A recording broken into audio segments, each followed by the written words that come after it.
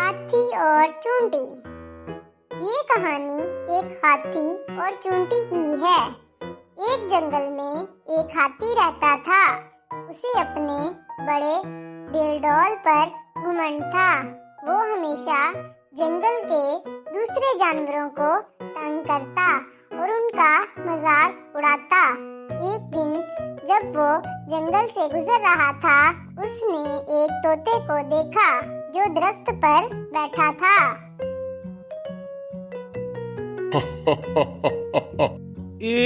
تم وہاں کیا کر رہے ہو؟ یہاں تمہیں نظر نہیں آ رہا کہ ہم یہاں سے گزر رہے ہیں؟ میں اس جنگل کا سب سے طاقتور جانور ہوں۔ چلو مجھے ادب سے سلام کرو۔ کیا؟ میں کیوں تمہیں سلام کروں؟ کیا تم مجھے نہیں جانتے میں کون ہوں؟ میں تمہیں سکھاؤں گا کہ میری عزت کیسے کی جاتی ہے۔ طوطے نے ہاتھی کو سلام نہیں کیا۔ غصے میں ہاتھی نے پورا درخت کو ہلا دیا اور اسے جڑ سے اکھاڑ پھینکا۔ طوطا اس درخت پر نہیں بیٹھ سکتا تھا، وہ وہاں سے اڑ گیا۔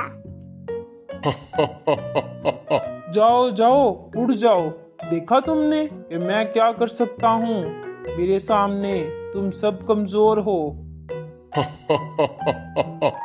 گھمنڈی ہاتھی پھر وہاں سے چلا گیا۔ ہمیشہ کی طرح وہ دریا پر پانی پینے گیا۔ اس دریا کے کنارے پر چونٹی رہتی تھی، ایک چھوٹی سی بیل میں رہتی تھی۔ ہر روز چونٹی اپنا کھانا اکٹھا کرتی اور ہر روز ہاتھی اسے پریشان کرتا۔ آج کا دن جدا نہیں تھا۔ جب ہاتھی پانی پی رہا تھا تب اس نے چونٹی کو دیکھا۔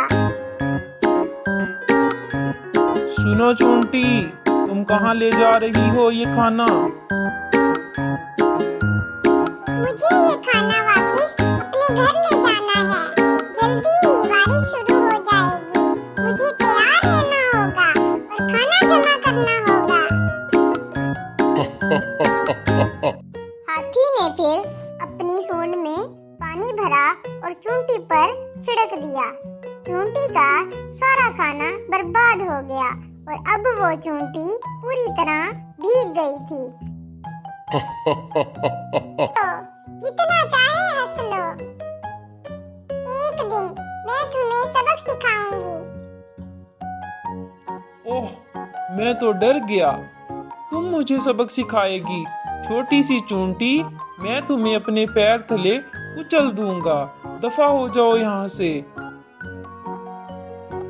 چونٹی کو ہاتھی اور اس کے گھمنڈ پر بہت غصہ آیا۔ اس نے قسم کھائی کہ وہ جلد ہی اسے سبق سکھائے گی۔ مجھے جلد ہی اس ہاتھی کا کچھ کرنا ہوگا۔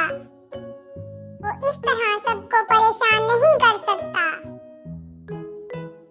اگلے دن جیسے ہی چونٹی باہر نکلی، اپنا کھانا اکٹھا کرنے لگی، اس نے دیکھا کہ ہاتھی سو رہا تھا۔ اسے فوراً ایک ترکیب سوجھی۔ وہ خاموشی سے اس کے نزدیک گئی اور اس کی سونڈ میں گھس گئی۔ ایک بار اندر آ جانے پر اسے کاٹنے لگی۔ وہ ہاتھی کو کاٹتی رہی جب تک کہ وہ جاگ نہیں گیا اور وہ درد میں چلانے لگا۔ او کون ہے؟ میری سونڈ میں کون ہے؟ باہر نکلو، مجھے بہت درد ہو رہا ہے۔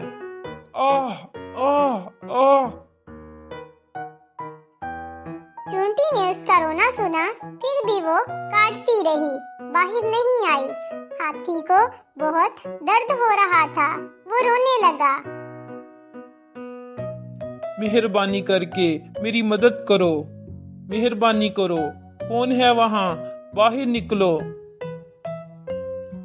چونٹی نے ہاتھی کا رونا سنا تو وہ سونڈ سے باہر آ گئی۔ ہاتھی کمزور چونٹی کو دیکھ کر سکتے میں آ گیا۔ وہ اتنا خوف زدہ تھا کہ چونٹی پھر اسے نہ کاٹ لے، اسی لیے اس نے گھٹنے ٹیک دیے اور وہ معافی مانگنے لگا۔ میں پھر تمہیں پریشان کبھی نہیں کروں گا۔ समझ गया। वो वहाँ से चला गया। उस दिन के बाद उसने कभी किसी को नहीं सताया। हाँ, अब तुम समझे, कोई भी बड़ा या छोटा नहीं होता, सब काबिल होते हैं। अपने हुनर पर घमंड मत करो, जो करो दूसरों की खिदमत के लिए करो। तो प्यारे बच्चों, हमने क्या सीखा? कोई भी बड़ा या छोटा नहीं होता, हम सब काबिल हैं, हम सबके अपने अपने हुनर हैं। हमेशा ये याद रखो कि चूंटी की तरह हाथी को भी सबक सिखाया जा सकता है।